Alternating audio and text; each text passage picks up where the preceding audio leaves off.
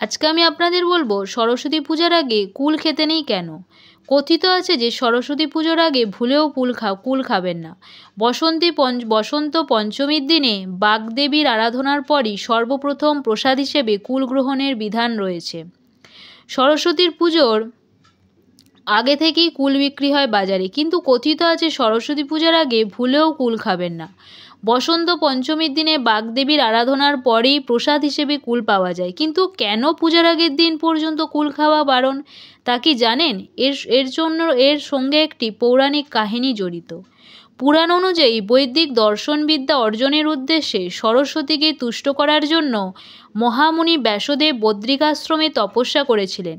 তপস্যা শুরুর আগে তার তপস্যাস্থলের কাছে একটি কুলবীজ রেখে দেবী সরস্বতী শর্ত আরোপ করেন যে এই কুলবীজ অঙ্কুরিত হয়ে চারা এবং তা থেকে বড় গাছ, সেই গাছের ফুল থেকে নতুন কুল হবে।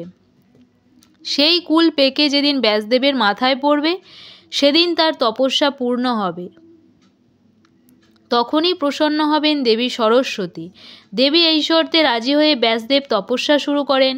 কয়েক বছর অতিক্রান্ত হওয়ার পর সেই বীজ থেকে কুল গাছ হয় এবং তাতে নতুন কুল ধরে। একদিন সেই কুল পেকে ব্যাসদেবের মাথায় পড়ে। এরপরই ব্যাসদেব বুঝতে পারেন যে দেবী তার প্রতি সন্তুষ্ট এবং তার তপস্যা পূর্ণ হয়। সেই দিনটি ছিল বসন্ত শুক্ল পঞ্চমী তিথি।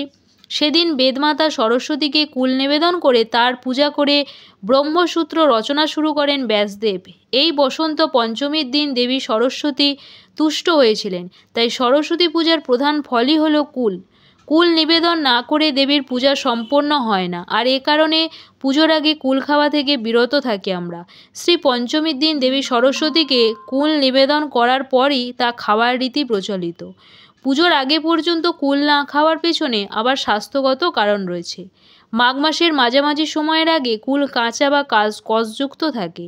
এ ধরনের কুল শরীর ও স্বাস্থ্যের পক্ষেও ক্ষতিকর। নমস্কার।